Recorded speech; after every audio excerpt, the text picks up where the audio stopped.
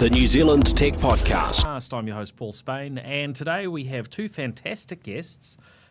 We have David Blair. Welcome along, David. How are you? I'm very well, thank you, Paul. And yourself? Yeah, very good, very good. Great to catch up again. And Craig Meek back on the New Zealand Tech Podcast. Good to see you, Craig. Oh, great to be here, and thanks for inviting us. Yeah, so today we're going to sort of delve a little bit into BestSeat360, which is the business founded by Craig and David, as well as sort of delve into the usual sort of tech news of the week. And really, I guess this sort of focus on sport and the tech sort of crossover, because that's very much the world in which BestSeat360 sit. And you know, when I look back across our New Zealand Tech Podcast episodes over the past however many years, I lose track, nearly 13 years, we've often sort of delved into entertainment and sport as part of that, and you know how technology impacts it, both from a consumer perspective, but also from the other side, the sort of broadcast side. So I think we can duck into a few topics there. Before we sort of delve right in, I want to say a big thank you to our show partners, to 1NZ, 2 Degrees, Spark, HP, and Gorilla Technology. Really appreciate their support, and of course, not just the support of the New Zealand Tech Podcast, but the broader tech and innovation ecosystems here in New Zealand. First up, one of the stories that caught my attention over the weekend was a SpaceX Falcon 9 launch over the weekend.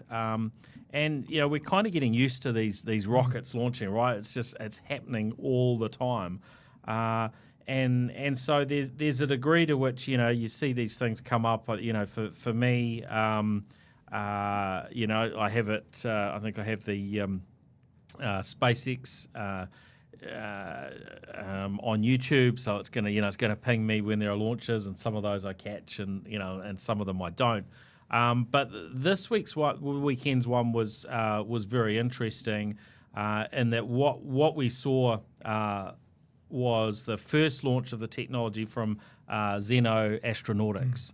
And very, very innovative New Zealand company, and it's their tech that is going to be I think very, very interesting to sort of watch in terms of its impact on the space sector globally, and of course for us in New Zealand, watching another company in that sector take on the world. So very, very interesting to see their technology finally launch. And we had them on the show earlier on in the year, and a little bit of insight into their sort of technology for helping propel these satellites and so on in space, using superconducting electromagnetics. So really cool. And I'm very curious to see what happens with that company. I think we've had some sort of feelings for the sort of potential scale of that, but this could be another $1 billion business out of New Zealand. So exciting times, isn't it? Certainly a fact that we punch way above our weight pretty much in every field of sport, technology, science, and health. Yep, well, long may that continue. And then the other thing that sort of popped up in terms of local news was details came through from Spark about what they are doing in the IoT, or Internet of of Things world. And so they've issued a joint press release, Blue Current and Spark, celebrating 1 million IoT connections in New Zealand. So that's with Blue Current was formerly vector metering, so this sort of the energy metering. So that's a lot of connections of the smart meters, I suppose, But yeah, it may seem like a sort of small thing, and on one side it's like, well, there's there were people running around, looking at meters and writing down the results or putting them into their computers, and now that's all automated. But I think overall that's a win, isn't it? I mean, we see these technology disruptions that you could look there and go, well, that's taken away work. But I don't think we're in a position where you look around New Zealand and go, well, there's we're very short on employment opportunities, right?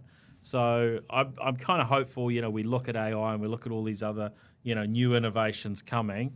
That we keep on this track where yes, technology does mean that there's certain things that don't need to be done anymore, but also we get a lot of benefits, and generally we seem to find enough work to keep everyone pretty busy, right? Yeah, well, with every revolution, there's been a change in what we do, not a change in the fact that we have nothing to do.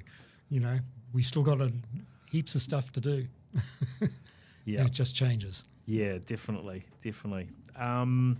And so that's on the New Zealand front. On some of the international side, ChatGPT, a year old. What do you think about that, Craig? Has ChatGPT sort of caught much of your attention over this last year? It's certainly been the media, isn't it? Yeah. It certainly has come on really fast. I guess that's one thing that I think we all understand. Technology can move fast, but that's certainly moved fast. And I'm certainly been using it and being very impressed with it. And I can see, obviously, I know there's a regulation issue, perhaps, but as to how people use it. But certainly the things I've been using it for, it's great. Yeah. And if we look back to that year ago, it took them 1 week to get to 1 million users, which I think is almost sort of unprecedented in terms of any new tech product sort of attracting an audience. And then very quickly ramped up to sort of over 100 million users. So I think just sort of mind blowing, that growth. And probably one of the things that stood out for me was that in many ways ChatGPT wasn't new, and that the underlying technology had been available through open AI. Programmers could access the technology, and I'd been using and testing varying sort of tools that were tapping into it. But it was that change in the interface of making it available to anybody from a chat perspective, and of course making it available free, that really turned the dial and changed it from this technology that was being used by a very small number of people really on the globe to suddenly when you make it available like this, everybody wants to use it. I think it's interesting because you think of it, the search market, and then you think of ChatGPT. Yes. And then you think of, actually, this is going another step further, because obviously when you're just searching for things and then suddenly you're asking it to do things for you and coming back with an intelligent answer, I think that's the game changer in terms of how, and then of course the wider things that you can do with it. But just even that as a paradigm shift was interesting from my perspective. Yeah. I think it's pretty. It's been a pretty interesting year. I don't know if we'd asked a year ago and sort of predicted where we might be now, whether we would have lined up the sort of realities. I'm not sure too many people would have been picking the dramas at OpenAI in recent weeks. So some fascinating realities there that that happen when we get that sort of crossover between ethics and money and leadership and politics and so on. And of course, we've been seeing these different things play out in their own forms, and not just with ChatGPT this year. I think the social media world has been a fascinating one to follow, with Twitter or X not being on a two different time period since that has changed over. So really interesting times. I guess the bit I'm very curious about, and I don't know the answer to, is when we look at generative AI and the issues that we've seen with sort of hallucinations and getting things wrong. When I sort of line those up and say maybe put that alongside the autonomous driving technologies that have been developing, over the last decade or so, especially. And the fact that we haven't quite got there on most of those autonomous driving, technologies. It was Cruise who were, one of the key players on the roads in the US, but, pulled their vehicles, off the roads initially in San Francisco and then, completely, ground them to a halt, because of some issues. And it just makes me wonder whether getting generative AI to actually not hallucinate and to get it so that it operates at a faster pace than humans in most regards, but at a level that might match up with a human researcher or a human collating something in terms of when they're playing at the very best. And there's this sort of niggling thought in the back of my mind. What if what we're expecting of this technology, it never gets there? Just like how it can feel with the autonomous, driving technologies. Is that a possibility, or am I hallucinating? Well, I think there's a future which is fluid, and how it pans out will largely relate to people such as yourself and people thinking deeply about these issues and discussing them in a constructive manner, rather than just saying, oh, well, look, AI self-driving doesn't work, so well, can it? So why doesn't it work, and how can we improve it to a point where it'll be useful? And so, that's, I think the whole realm of artificial intelligence, as it's applied to different areas, like there's creating images, there's interpreting language, there's responding with a constructive communication in, to try and develop a conversation, which is what ChatGPT does, and I'm pretty impressed with it, just by the by. I think it's a great step in the right direction. Yeah. So melding all of those things together and then saying, okay, can we apply all of that to self-driving and revolutionise it so it gets really good? Because the potential is that if we do that, we'll have far less accidents and it'll be a lot less of a burden to society, the motor vehicles we drive. Yeah, the safety factor is definitely a win. We get that right. Of course, there's there are concerns. Of course, if this technology gets so good that you go on social media and it's all been everything you see is generated by bots rather than individuals and so on, right? We're a little bit worried about extra limbs and things like that appearing. So.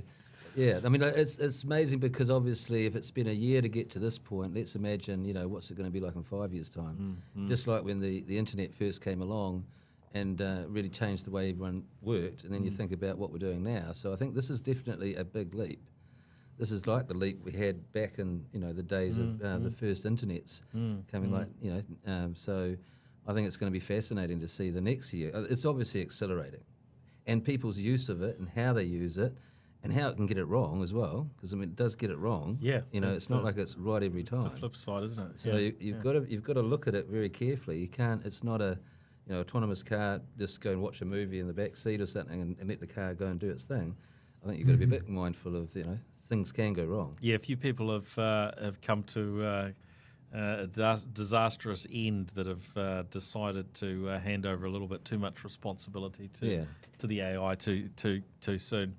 Yeah, look, I think we have some very interesting times ahead. There are certainly parts of the technology that are moving at a very fast pace, or particular applications of the technology that that maybe have been limited or not deeply built out in the past.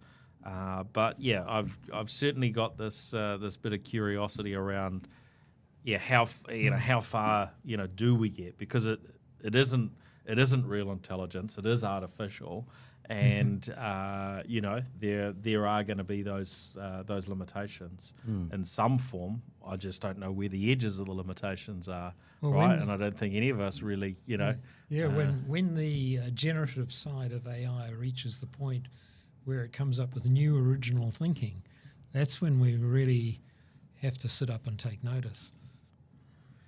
Yes. I'm not sure how excited I am around where some of these aspects could go. Now, on the flip side of technology not quite getting there, there's been some.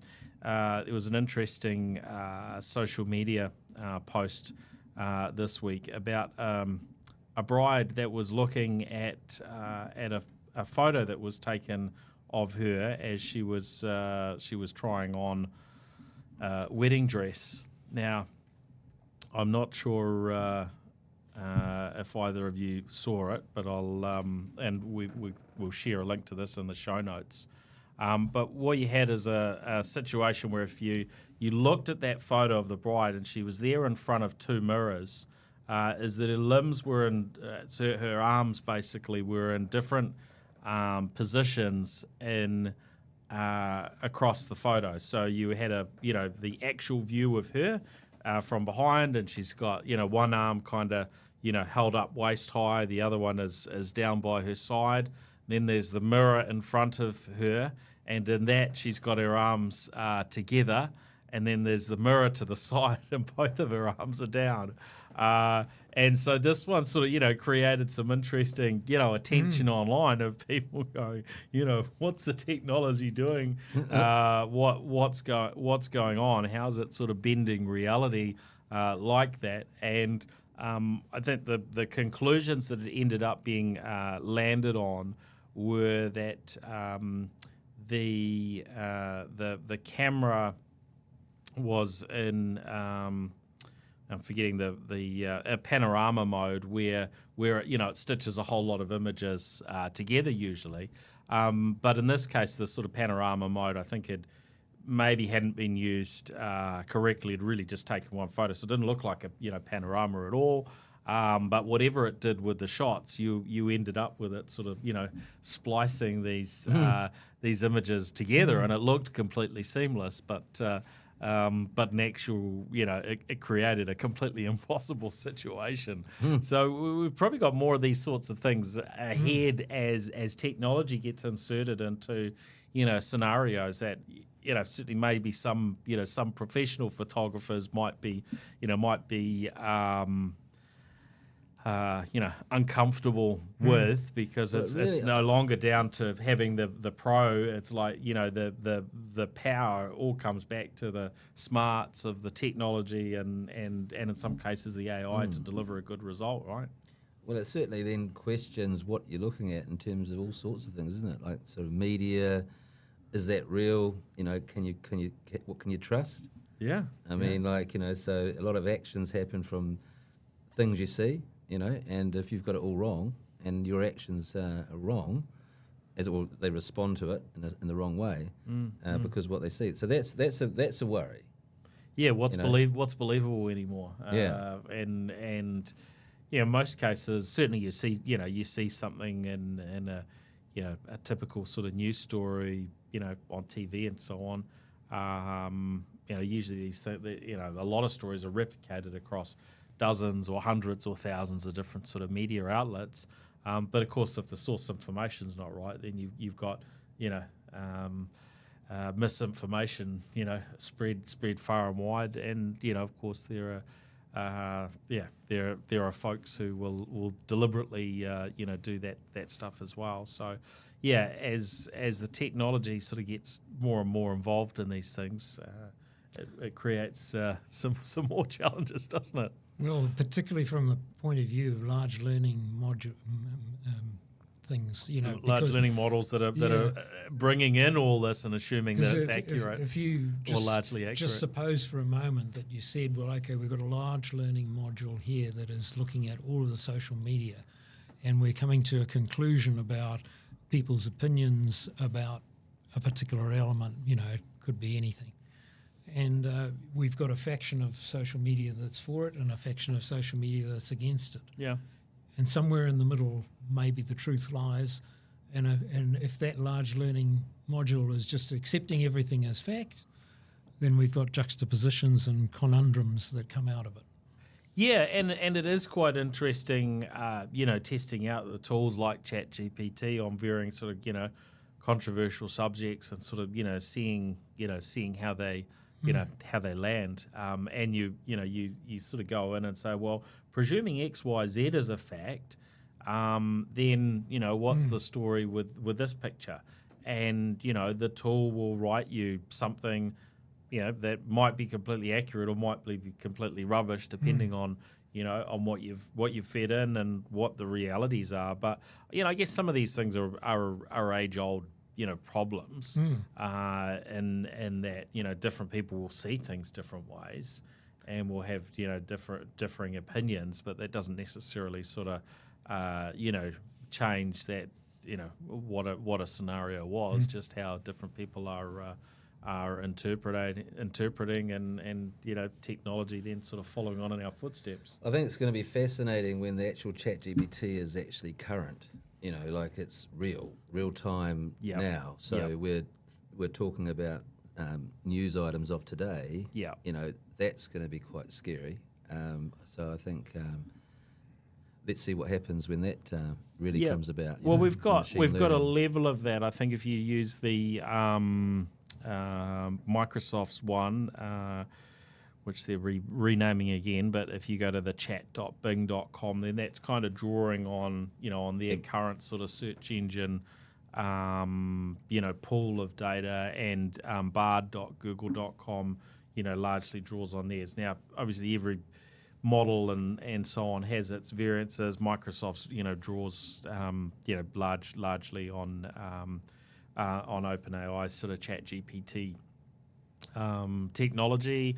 But yeah, it's definitely gonna keep evolving, and there will be information getting pulled in. It's wrong, it's right, it's out of date. It still seems somewhat very. I mean, even with ChatGPT, where they said that they had updated some of the info, there was something I was asking for the other day, and it, with a paid account, I was saying, oh, this is going to be a lot more up to date, but it was still making apologies. Oh, I'm drawing on old data and and so on, right? So but it's certainly good to see see some more competition as others are pushing their technology forward and working to compete. Now, probably time for us to delve a little bit into into this world of sports technology, because that's really what we asked you to come here to chat about today. BestSeat360. Which of you wants to give a little bit of an overview of what the technology is? Maybe we can go to you for an overview of BestSeat360, Craig. Well, as an overview, I guess where it's come from, I guess the name in itself is actually saying something. But my background was a virtual spectator for the America's Cup, and in that context we were doing 3D graphics, live 3D graphics of yachts, and we were giving a new perspective, and I always used to say, the best seat would be right on the start line and about 100 metres up, and you'd be able to sit back and look at the boats coming in as they go across the line, and then swivel around in your lazy boy and keep on going and just fly like a drone. But we could do that, and that's that gaming sort of technology approach, but to live broadcast. Yep. And I think from a best seat perspective, it's morphed into over the evolution of time with technology and waiting for certain technologies to catch up, is the ability to try and put you in as close as we possibly can to the athlete's perspective. Whether that be through cameras that are sort of looking at the viewpoints from different angles, or you're wearing something that actually allows you to see a perspective of what the driver or what the horse, the jockey, are actually seeing. So Best Seat is all about really putting people in as close as we possibly can into the driver's seat and really appreciate what they're going through and being able to project that out through a second screen so that you can see your broadcast, but you can also then choose where you want to be in a particular sporting experience. I think, David, you might want to have a slightly different view, but I think that's not a different view, but a complementary view towards that. But maybe over to you, David. Yeah. Well, I mean, I agree. I mean, we both sort of bought into the idea right from the beginning, Craig, and it's your idea, and your creativity in coming to that conclusion is great. And the spin that I would put on it, or my angle on it, if you like, is, the best seat is where the athlete is. But sometimes the best seat is looking at it from another person's perspective. Because in the example that I'm thinking of here is, imagine that we have a 360 camera on Lewis Hamilton's car in Formula One, and he's coming around a corner, and there's Max Verstappen who's coming around the outside trying to pass him. And he's focused 100% on maintaining his line through the corner, and he hasn't got much time to actually look around and look in his rearview mirror is precisely how Max Verstappen is getting past him. All he can do is do his best on the line that he's chosen. And then once again, you're going to hop into Max Verstappen's car and you look at Lewis Hamilton and see where's the opportunity that I can use to get round and past. Yep. And then as a spectator, I could hop into a car behind and see the view as from both of them as to what's happening. Yep. And then I could play it again, Sam, and go back to Max Verstappen's car and go back and swivel around and watch it from a different angle and see exactly where and learn how that manoeuvre got accomplished. And if I was Lewis Hamilton and able to do that, then the next time Max Verstappen tried to do that to me, I'd be ready for him. Yep. So, there's that whole opportunity, not just for, enthusiasts that are wanting to follow very closely with their sport, but it may be an unintended consequence of the sports people being able to go back and look at those replays in the future as well. Now, where are the examples where you've been able to test out your technology to date? We mentioned Formula One.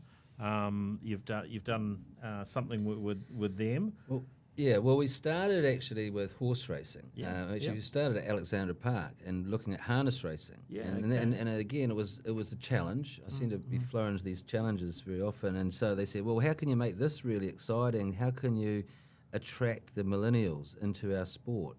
What would be, and so coming up with the idea was actually to say, well, okay, I think it would be great if you could drive one of the sulkies, and because it's an amazing experience, right? So it was about saying use 360 technology, put you onto a horse, jump to another horse, choose which horse you want to be on, race it through.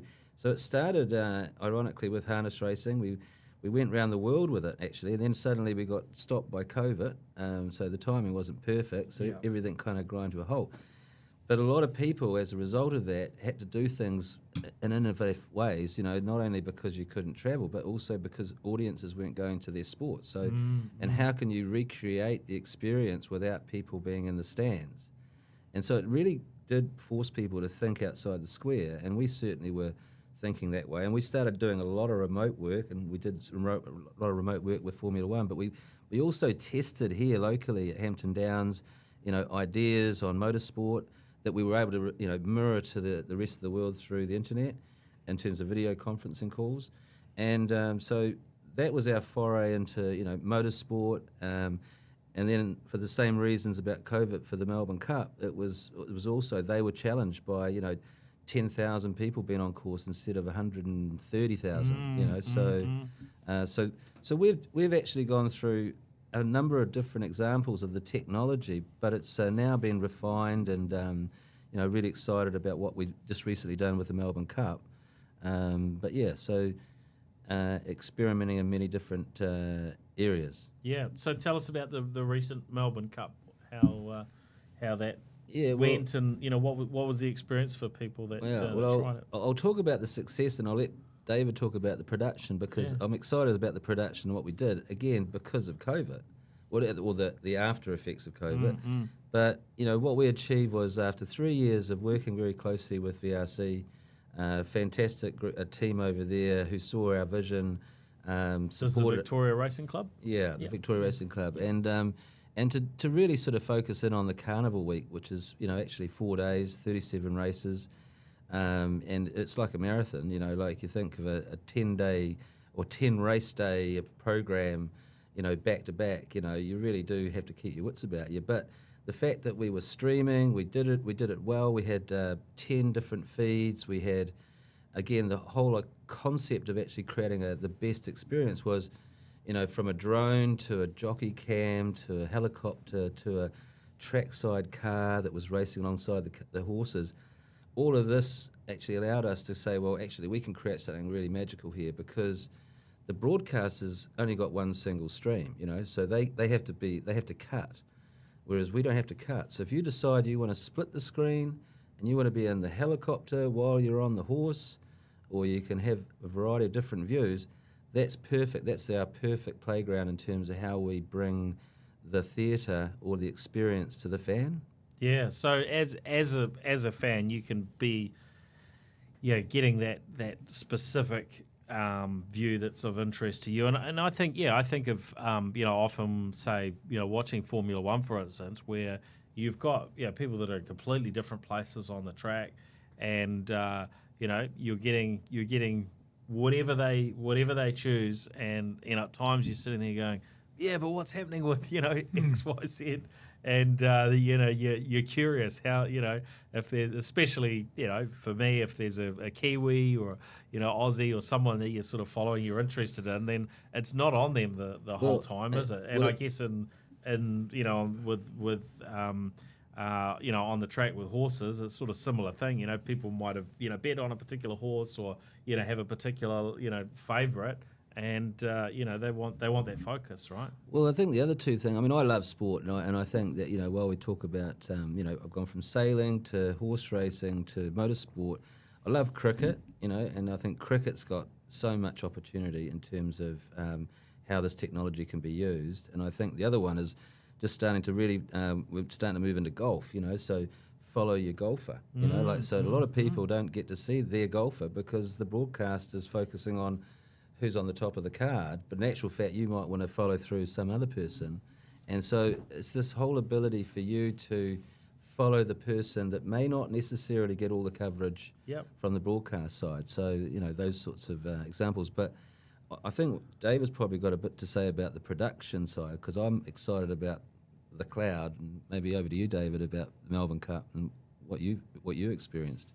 Yeah, so there we were sitting at headquarters in Birkenhead for BestSeat360, and I had this 49-inch curved screen, and my laptop sitting there. And just from my laptop, I didn't use most of the real estate on the big screen, but just from my laptop, I was able to produce the Melbourne Cup Carnival. And that meant basically checking that the streams were operational, clicking start streaming, clicking stop streaming at the right time, and that's about it, really.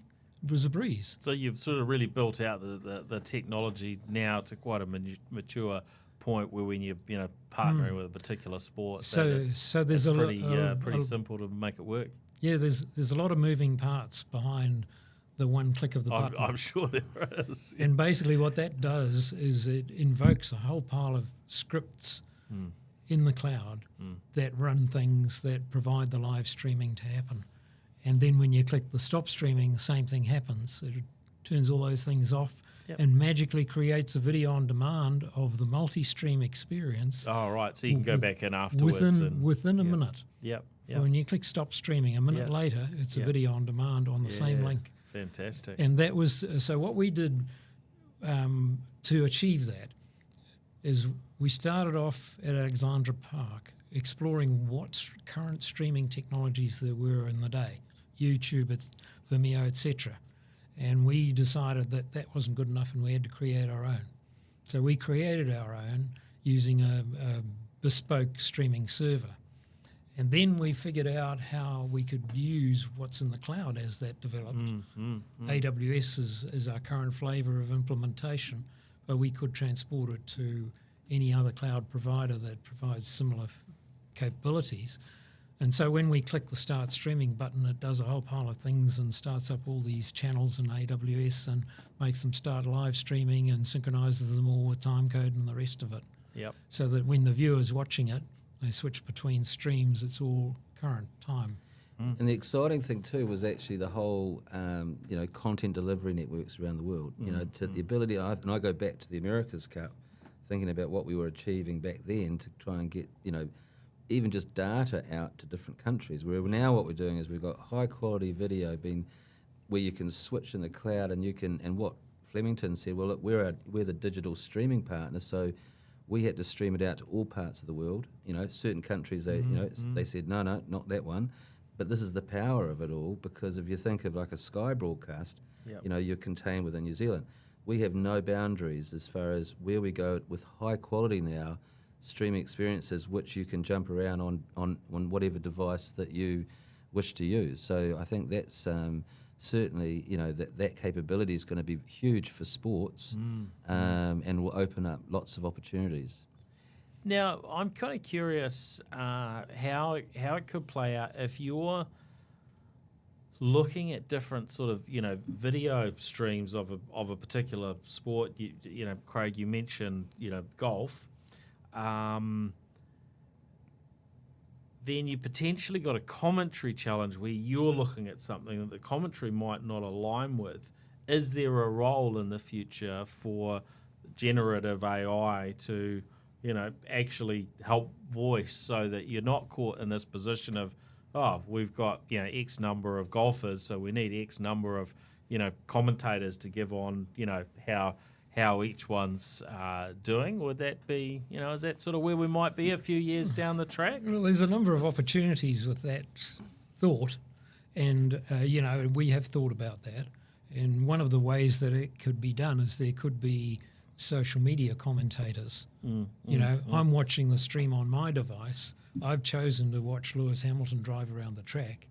I'm going to talk about his drive around the track, and that can be broadcast to other people to watch if they want to. Gotcha. And I guess, there's already is this sort of tier of streamers that are providing commentary on sport today, aren't there, on, varying ones where you've got this extra tier, and people that, and, in some cases, some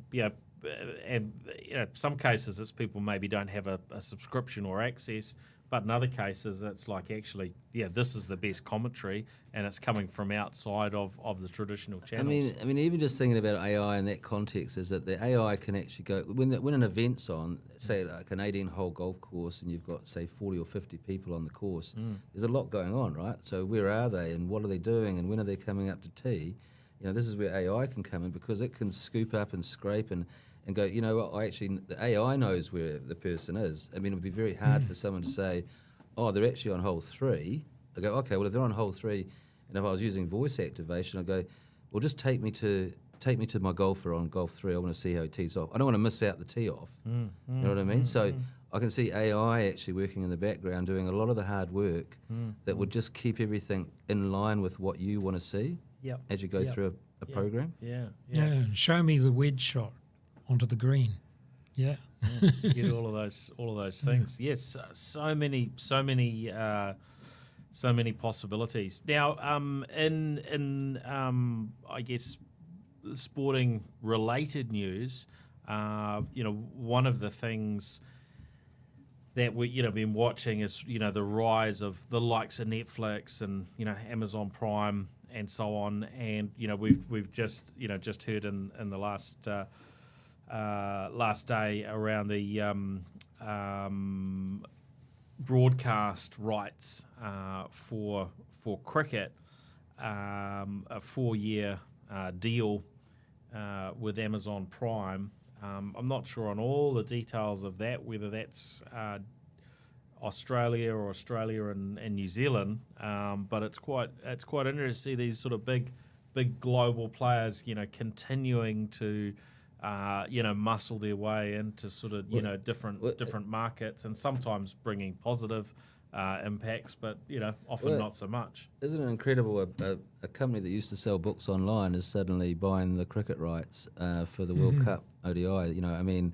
It's incredible to see the changing landscape of people who are buying those rights because of the way we're now dependent on the likes of a Netflix, which is served up over a kind of an online streaming service, and the quality has got so good, So that's the incredible part, and I think obviously the move for the streamers like Netflix now saying, well, we'll wait for Netflix to see what they do next, but will they then be doing live sports? It's a changing landscape of what traditionally how you would look at a sport, and so we're excited because we use AWS and they own Prime. So I think the opportunity when you're watching your TV, is there an option there to go, oh, actually I want the multi-camera view option of the cricket because I'd love to be on the stump cam when so-and-so bowls, or I want to be on the spider cam so I can see what's going on at the top view, and that's all been triggered off your smart TV because, we've now got a streaming technology that will enable that to happen. So I'd say bring it on. Yeah, absolutely. Bring it on. I'm really interested to see how these sorts of things play out. Because on the flip side, as we get these sort of global deals done, then you impact the local entities like in our case, Sky TV. Obviously, there was Spark Sport was kind of in there for a while, and we had a level of sort of competition nudging things forward. But I have wondered, for a long time how these global players will impact, and I guess my hope is that our local companies, whoever they are, whether we're looking at supermarkets who could be impacted by global players, or sports and video and entertainment sort of streaming, etc. That our local players are always staying competitive and innovating. But sometimes the global players are going to deliver the most innovative and the best things that will be maybe too hard for locals to deliver. The great thing about AWS or an Azure or an Alibaba is they provide companies like ours in New Zealand. We're an innovation company. But we use them to actually broadcast our streams, and that's what they want to have happen. So for a small New Zealand company, we've got more capacity from a stream perspective than Sky. We've got, and that's because you're essentially leasing your services. You're not having to buy them. You're actually so you can scale up as much as you need to. So we're not afraid. We're in full collaboration with AWS on the fact that they're helping us, and they're incentivizing us to be innovative, and they just provide us a gateway around the world for streaming and at high quality. So it's kind of fantastic, really. So what's the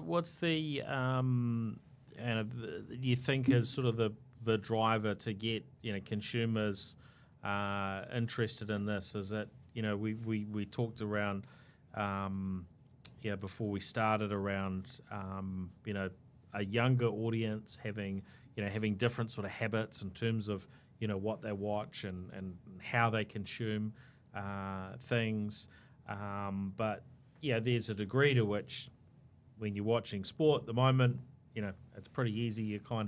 You kick back. This experience, I guess, gives you that choice to put a little bit of your own preferences into how you watch with I guess a little bit of an effort. If it's just, hey, I want to adjust it this way and split my screen and so on. Some people maybe will want more active involvement. Do you think this is something that we see a large portion of the population really jump on and want to have as part of their everyday experience? Look, I think we're seeing it in multiple ways. I think we're seeing it through the Facebook generation, and then we've got the TikTok generation coming through, and there's a big shift. I mean, if you're a young person, you don't say that you're on Facebook. You say you're on Twitter, Instagram. You say that you're getting messaging. And I think what's changing is the fact of television's quite prescriptive because it's a guide, right? So that sport starts then, and that starts then. Social media has kind of broken all that down to messaging and impulse things that are happening right now, and you want to know about that. So it's all changing in terms of those triggers that allow you to see something or stream something. So I think that certainly, the way social media is being used is actually transforming the way we look at content, not in the traditional sense of you must sit in the lounge. Well, we've kind of broken that whole, and a lot of people don't look at TV. They're looking at their phone. In fact, they'll even watch a movie on their phone. They're quite happy with that. So the quality's gone higher, and people are changing the way they look at things. And I think that's what, with Best Seat, we want to be able to inject our experience when you want it and when you need it, and you can have it. It's not, it has to be at 2:30, So and I think that's the exciting part about how this all kind of merges with social media.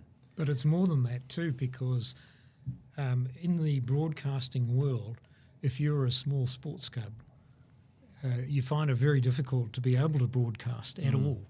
But with our system, we are enabling those smaller organisations to broadcast to their fan group, which may not be worldwide, but nonetheless it's a fan group that is interested and they want to watch.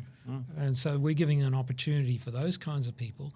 But more important than that, I think, harping back to the discussion you had said before about, the big global companies bringing the innovations to New Zealand, I'd like to think that it's the other way around.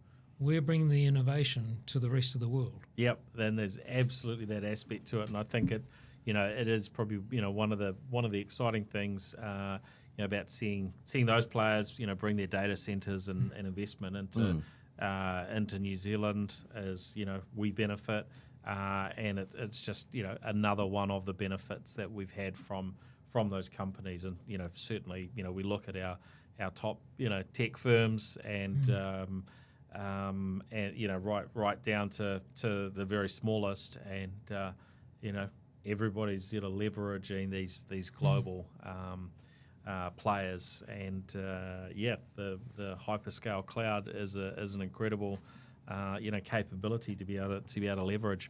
I'm kind of curious in terms of where you would see revenues for BestSeat360 come from if we were to look at I don't know 5-10 years out. Is this a sort of a thing where you sell to a particular, whether it be a sporting code that wants the technology directly, or to broadcasters and so on, or would you be interacting with the end customers as your subscribers?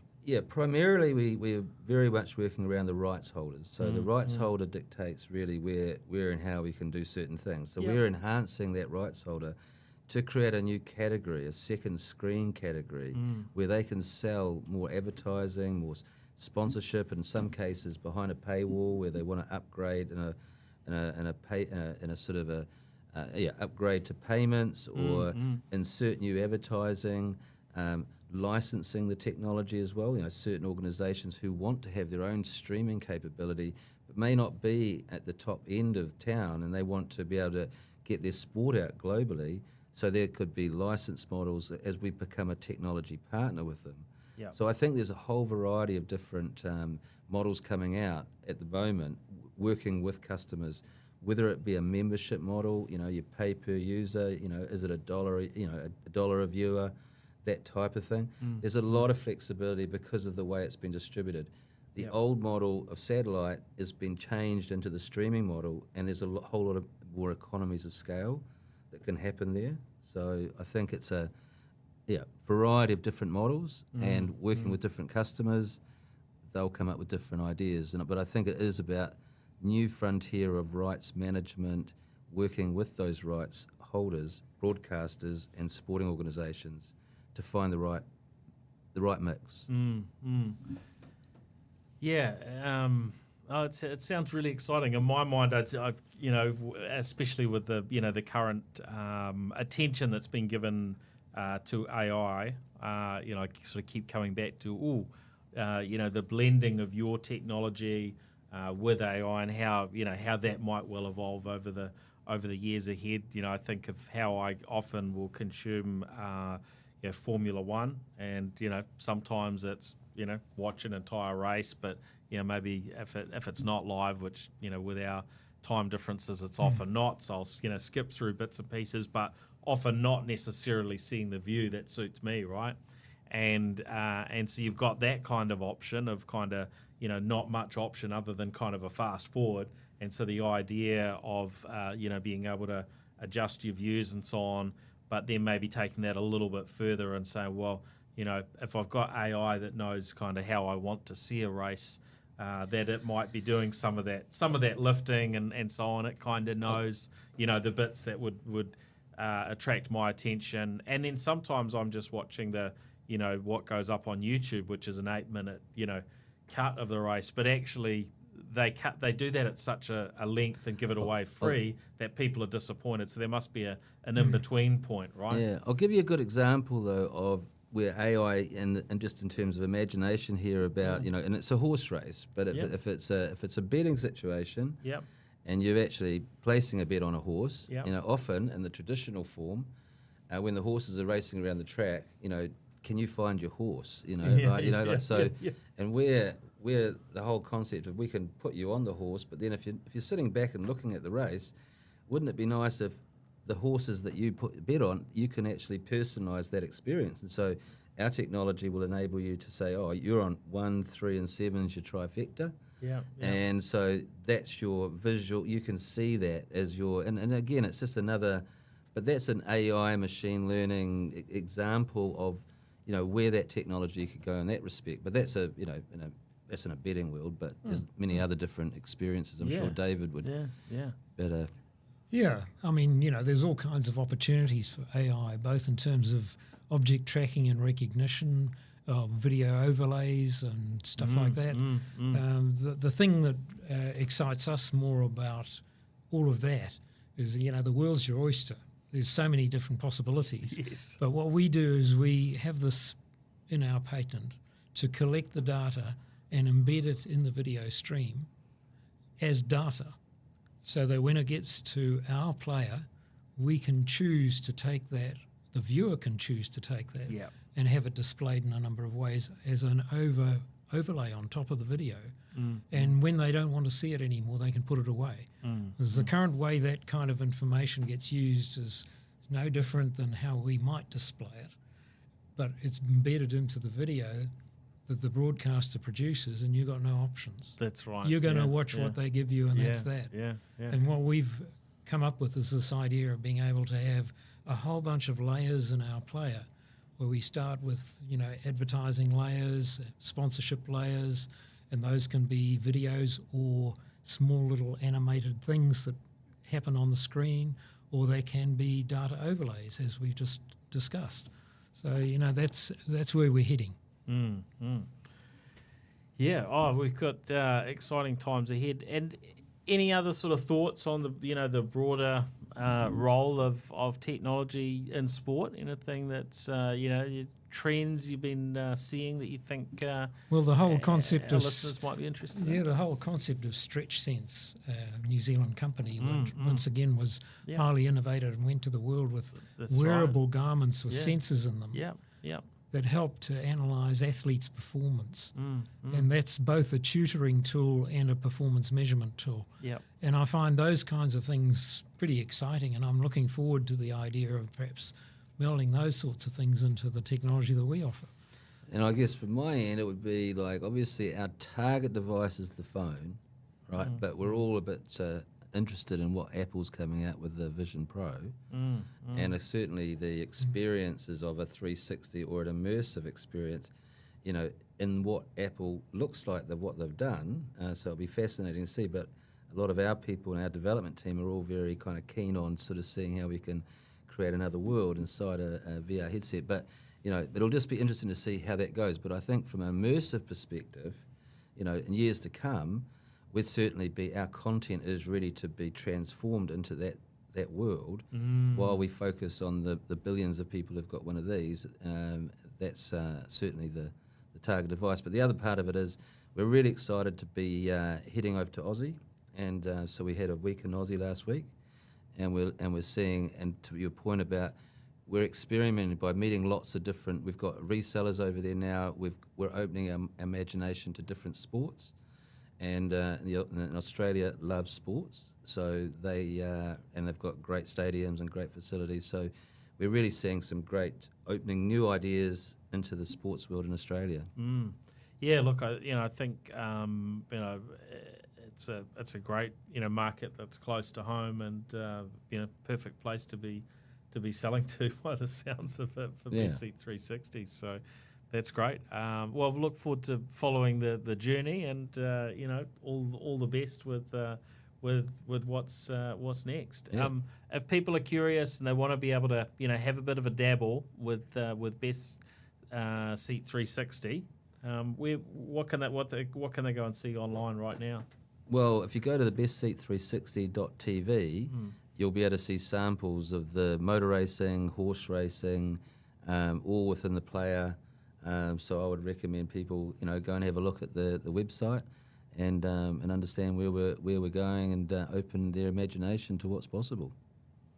That's very cool. Well, thanks very much for joining us on the New Zealand Tech Podcast. Yeah. Really appreciate it.